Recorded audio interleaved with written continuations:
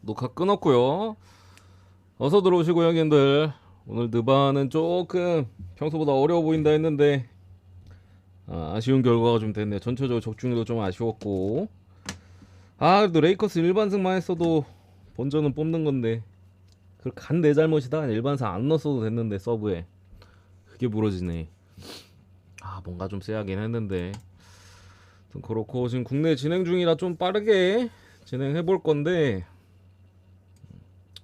보시고 계신 유튜브 형님들, 제가 당분간 무기한 유튜브 라이브 방송은 중단을 했습니다. 그래서 라방에 참여하고 싶은 형님들은 숲TV 운 곱하기 7 검색해서 들어오시면 되고, 제가 거의 매일 분석 끝나고 제일 좋아 보이는 경기 하나 추천드리니까 그것도 이제 오늘 NBA는 틀리긴 했어도 꾸준히 잘 맞고 있거든요. 그것도 하나 얻어 가시면은 좋을 것 같습니다. 갑시다. 분데스 좀 많고 밑에 컵 대회 있는데, 슈투트가르트 대 프랑크푸르트. 최근 상대 현적은 프랑크가 좀 우세합니다. 우세하고 직전 그 휴식기 복귀해서 한 경기씩 이제 치렀죠. 슈투트가르트는 레버쿠젠 원정에서 전반전 4대0 승리를 거뒀고, 프랑크는 도르트문트와의 진짜 극장의 극장, 이기는 줄 알았어. 근데 결국에 끝나기 바로 직전에 먹히더라고, 한 골. 후루쿠르다가 좀. 여전히 프랑크 입장에서는 수비적인 문제를 다시 한번 또 드러내게 됐고, 슈투트가르트는 확실히 조직력이 좋아요. 휴식을 하고 왔는데도 거기에 뭐 티아고 토마스나 그리고 앞선의 엘칸노스 전방 자원들이 뭐 어느 정도 결장이 있었음에도 뎁스가 뭐 나쁘진 않기 때문에 여기에 뭐 누가 나와도 어느 정도 조직력을 유지할 수 있고, 전방에 대한 압박이나 선수들의 어떤 위치에 대한 부분들이 조정이 되게 좋더라고요. 그래서 전반전 자체는 압도적이어서 전반전에 4대 0이었습니다. 물론 4대 0까지는 아닌데 분명히 레버쿠젠의 수비는 불안했었고 뭐 한 골 정도 넣을 수 있었던 것 같아요. 근데 좀 운이 안 따랐던 부분에서 이제 전반전에 그냥 게임이 터져버려서 사실 이후에 45분은 별 의미 없을 것 같고, 프랑크푸르트는 올해 수비에 대한 이제 계속된 문제 속에서 여지없이 또 3골이나 실점을 했고, 물론 중거리 후루쿠 골이 하나 들어가 있긴 했습니다만, 그나마 다행인 부분은 전방에 이제 브루카르트가 8골로 프랑크가 빠져 있음에도 3골을 기록했다라는 거. 그리고 겨울 이적 시장에 영입한 이제 칼리무엔도, 원래 리강에서 좀 쳤던 놈이죠. 그리고 2부 리그에서 에브누탈 티브인가? 누가 하나 주워왔는데 얘가 돌문 전에 한 골 넣었어요. 1대1 찬스에서 이제 솔직히 정면으로 찼는데 좀 세게 차가지고 들어갔었는데, 과연 오늘 경기도 이어갈 수 있을지. 무튼 브루카르트가 빠졌지만 영입생들이 합작을 하면서 한 골을 기록했던 거는 긍정적이죠.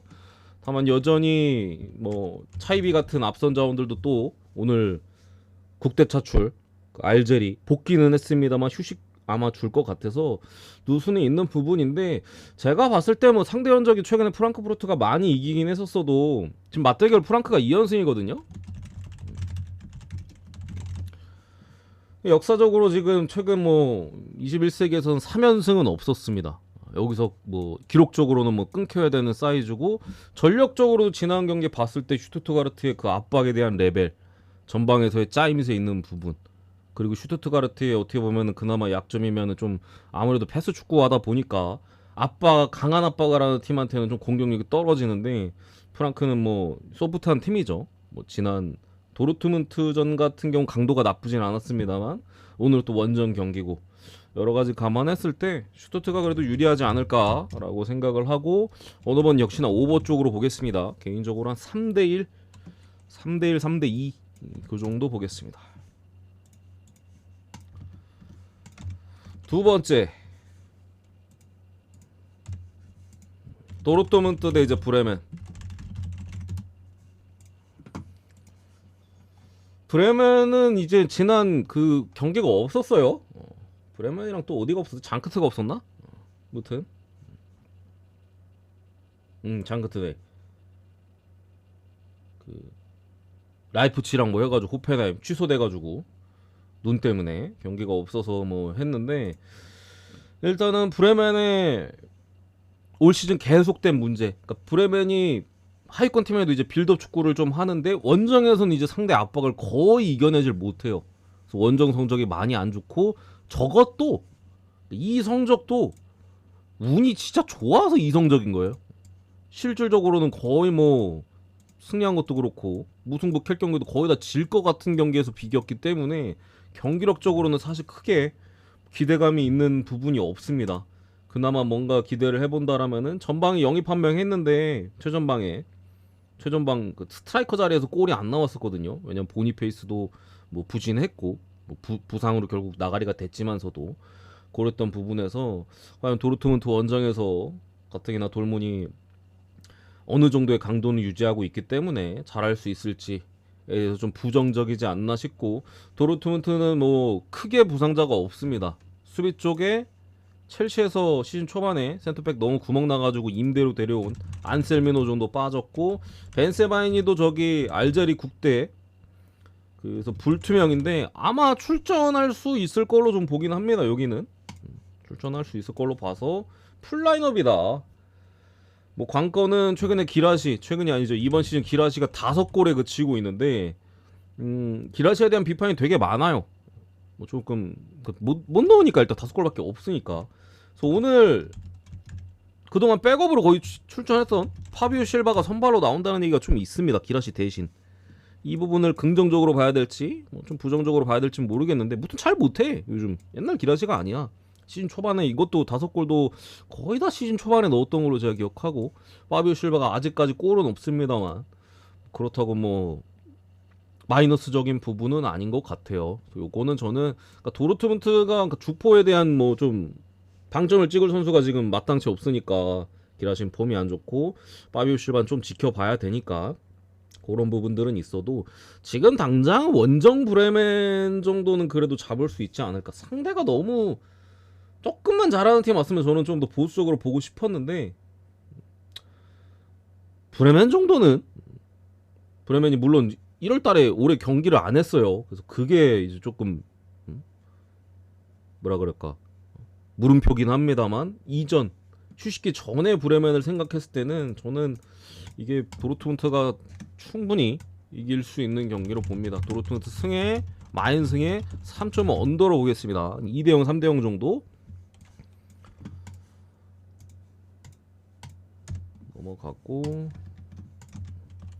마인츠 대 하이덴하임 둘 다 이제 뭐 똥 대 똥 17위 대 18위 꼴등 두 팀끼리의 대결입니다. 당장에 뭐 승리가 많이 필요한 상황인데 두 팀 다 지난 경기 승기를 잡을 수 있었음에도 불구하고 마인츠는 2대0으로 이기고 있다가 2대2 무승부했고 유니온 베를린 원정에서 하이덴하임도 쾰른 상대로 2대2로 비겼는데 계속해서 앞서가 나가는 골을 뽑아냈었음에도 결국에 이제 뭐 동점 허용하고 솔직히 질 뻔했어요. 내용적으로는 이제 쾰른이 찬스 몇 개 날려가지고 이제 했고 마인츠도 뭐 비슷한 부분이라서 지난 경기 뭐 둘 다 수비 쪽에 문제가 있었고 특히 하이덴하임은 이번 시즌 계속 그래요. 계속 수비가 문제. 계속 수비.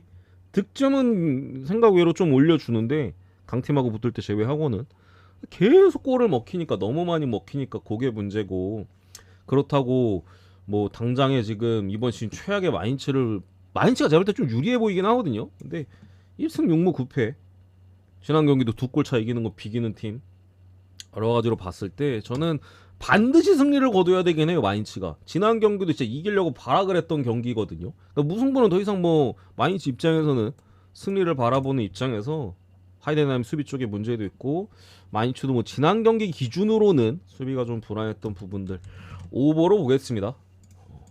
불안한 부분은 두 팀 간의 맞대결 전적이 많지는 않은데 오바가 뜬 적은 없어요.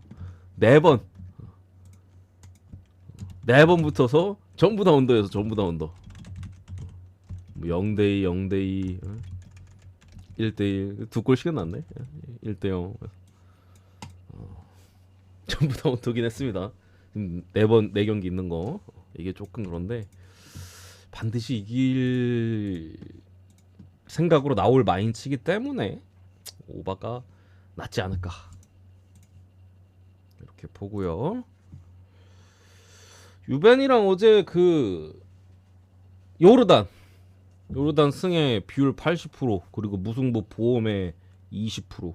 그래서 무 캐면은 그냥 담배값 버는 거였고 이기면은 뭐 베팅한 금액 2배 해서 이렇게 때렸죠. 그러니까 파리승이라 갈라다가 내가 오죽하면 저렇게 베팅했겠습니까. 파리승을 못 찍겠어가지고 짱구 엄청 굴리다가 요르단이 동기부여적이나 전력적으로 이길 확률이 높다라고 판단해서 보험이 안 들어올 것 같으니까 질 가능성 없어 보이고 그래서 그렇게 갔어. 그리고 레버쿠젠 대 아니 함부르크 대 레버쿠젠.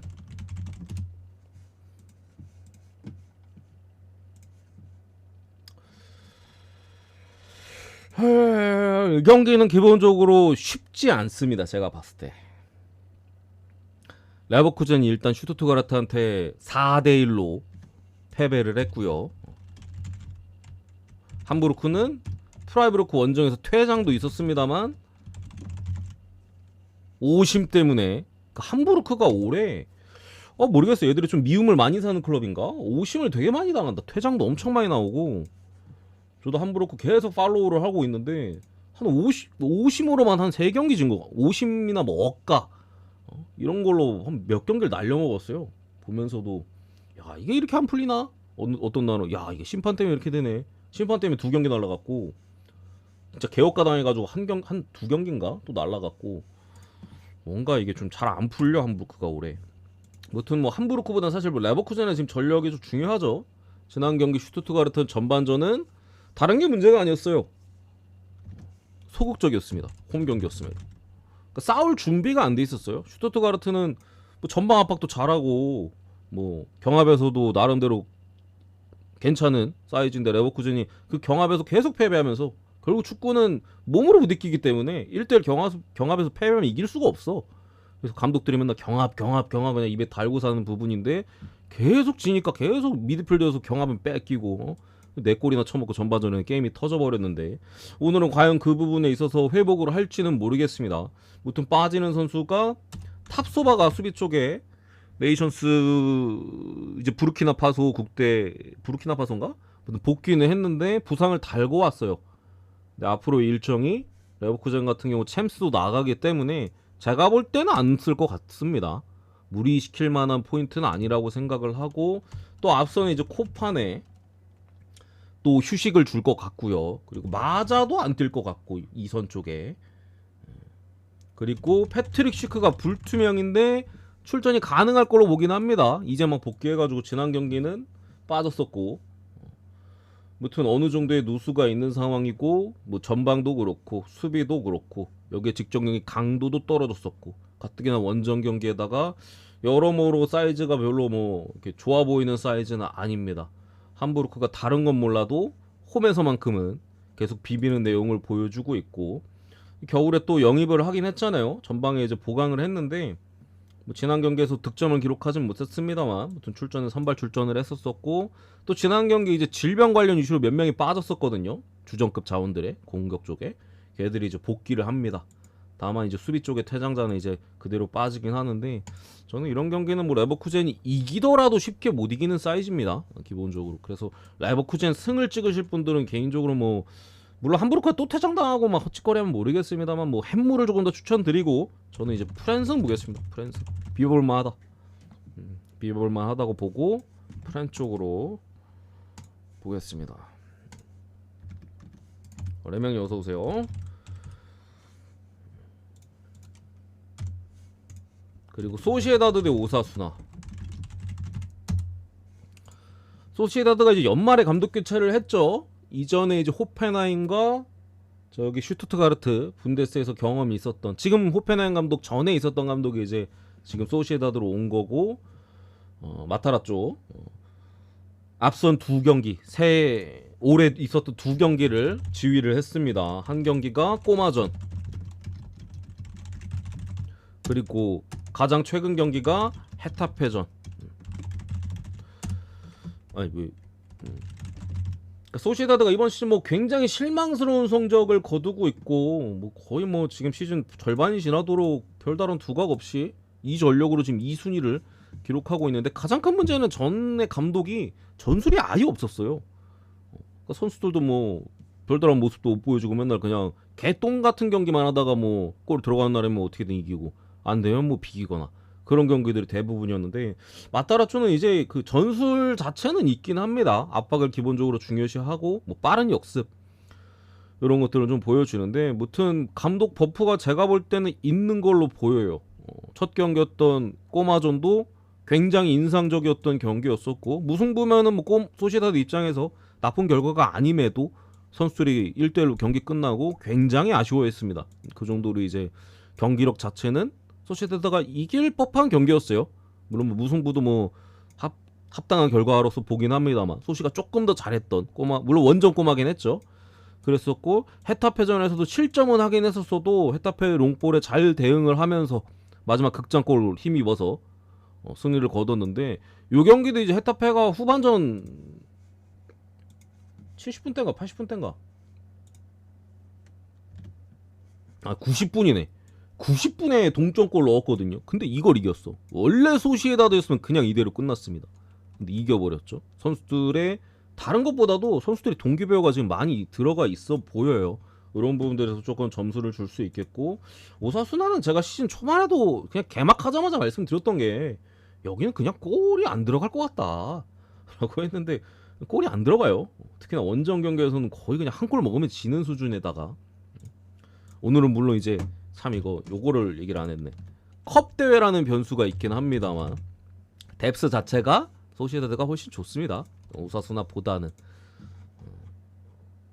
여기에 뭐 주말에 오비에도와의 홈 경기 반드시 승리를 해야 되는 오사수나 입장에서 경기가 있고 소시에다드도 물론 주말에 월요일 새벽이에요. 하루가 더 뭐 휴식일이 있는데 바르셀로나와의 홈 경기가 잡혀 있는데 소시에다드가 유럽 대항전은 올해 진출도 안 하고 하기 때문에 컵 대회 분명히 뭐 소시에다드 컵 대회는 중요시하는 팀이고 해서 요거는 저는 소시에다드가 유리한 게임인 걸로 봅니다. 이게 근데 문제는 이제 오사수나가 보통 이런 조금 중요도 떨어지는 대회에서 극한의 템백 쓰는 경우들이 많거든요. 전술 특성상 이게 아예 내려앉아서 공간이 없으면은 소시에다드 입장에서 좀 답답한 경기를 할 가능성은 있어요. 왜냐면 여기는 스트라이커가 없어. 스트라이커가 최전방에 오야르자발이 나오잖아요. 전성기 때 측면 공격수로 뛰었었고 물론 이제 나이 들고 최전방에서 뛰고 스페인 국대에서도 이제 최전방에서 뛰긴 합니다만 원래 사이드 자원이에요. 키가 작아. 아예 내려앉아 버리면 이제 크로스 공격이나 이런 거는 못해. 소시에다드가 측면에서 그냥 개인기로 뚫어야 되는데 그 부분에 있어서 저득으로 가면은 승부차기까지 갈 수도 있는. 실제로 승부차기를 준비했다고 아예 감독이 대놓고 인터뷰에서 하더라고요. 우리 승부차기까지 준비했다.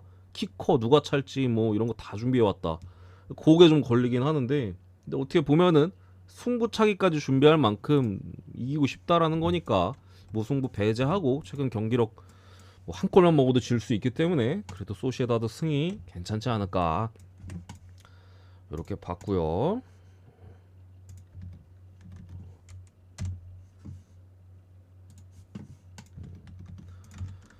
그리고 로마 대 토리노 가장 눈에 뭐 분석하면서 가장 눈에 들어왔던 거는 기록적인 부분이에요. 로마가 토리노 상대로 홈에서 2번 연짝 못 이긴 적이 없더라고요. 제가 볼 수 있는 기록까지는 봤는데 2번 연짝 못 이긴 적은 없어요. 지난번에 홈에서 졌거든요. A매치 직후 경기에서 토리노가 라인업 쪽으로 이제 조정을 해서 나왔는데 로마가 이제 약간 제로톱 형태로 나오다 보니까 거기서 완전히 말려가지고 템백이 그냥 못 뚫고 역습 한 방에 먹히고 1대0으로 졌나? 시즌 초반에 그랬던 기억이 있는데 기록적으로는 뭐 이러니까 2번 연속 못 이긴 적이 없어요. 근데 문제는 로마는 제가 계속해서 말씀드리지만 결국에 최전방에 대한 문제거든요. 스트라이커에 대한 좀 부재. 오늘도 스트라이커가 없어요. 에반 퍼거슨 없고 도우비크 없습니다. 이게 뭐냐면은 결국에는 지난번에 둘을 선발로 안 써서 졌거든요. 얘들을 지난 경기 때. 왜냐면 토리노가 템백 하는데 뭐 디발라, 소울에 이 180도 안 되는 애들 가지고 물론 잘 만들어서 넣을 수는 있겠죠. 패스 해가지고. 근데 아예 템백 해버리면 이게 뚫질 못하잖아. 그래서 이제 그냥 속된 말로 이제 애무 축구하다 그냥 별다른 찬스도 못 얻고 역습 한 방에 무너졌었는데 오늘도 그게 조금 걸려요. 일단 도우비크 퍼거스는 부상으로 빠지고 뭐 로렌조 펠레그린이나 뭐 발단지도 없고 만치니도 수비 쪽에 출전 정지. 여기에 아이나미 국대 차출. 얘는 뭐 없어도 되긴 하는데 그 전방에서 이제 옵션이 많이 없죠. 4명이나 빠졌기 때문에 쓸 수 있는 카드 자체가 3명밖에 없어요. 3명. 소울의 올신 괜찮습니다. 디발라는 뭐 솔직히 한물 같고 뭐 엘샤라위? 백업용인데 3명 믿고 가야 돼. 3명 믿고. 기록적인 부분에 있어서는 로마가 뭐 한 번 비기거나 한 번 지면 다음 경기 다 이겼는데 오늘 경기 이거 믿어줘야 되나 싶어 솔직히. 저는 그래서 이거 무승부에 뭐 언더보겠습니다. 라인업 쪽으로 개인적으로 신뢰할 만한 타이밍은 개인적으로 좀 아니라고 좀 느끼고 로마 입장에서도 유로파를 병행하고 있기 때문에 앞으로 일정이 타이트해요. 주말에 뭐 공교롭게도 연장 매치네. 주말에 토리노 원정 가고 그리고 이제 슈투토와의 유로파 여기에 뭐 AC 밀란 금요일에 있고 이거 주말 금요일 이거 월요일 새벽 일정이 엄청 타이트하기 때문에 컵 대회에서 모든 걸 쏟을 만한 부분은 없어서 저는 똥줄로 가지 않을까 개인적으로 그렇게 봤습니다. 그리고 마지막 뉴캐슬 대 맨시티. 다른 경기들은 뭐 FA컵 단판 승부입니다. 요거는 리그컵 4강이기 때문에 준결승이에요. 반대편에는 첼시 대 아스날. 여기는 이제 뉴캐슬 대 맨시티. 홈앤드 어웨이입니다. 맞지? 그렇기 때문에 맨시티 입장에서는 뭐 홈으로 갔었을 때 2점을 얻으려고 할 것이고 뉴캐슬은 뭐 홈에서 반드시 승리하는 뭐 최소 지지 않는 결과를 가져가야지 하는 부분인데 뭐 지난 작년에 리그컵은 뉴캐슬이 우승했습니다. 결승에서 리버풀을 잡고 그때 완전 방전돼 있던 리버풀을 잡고 우승을 했는데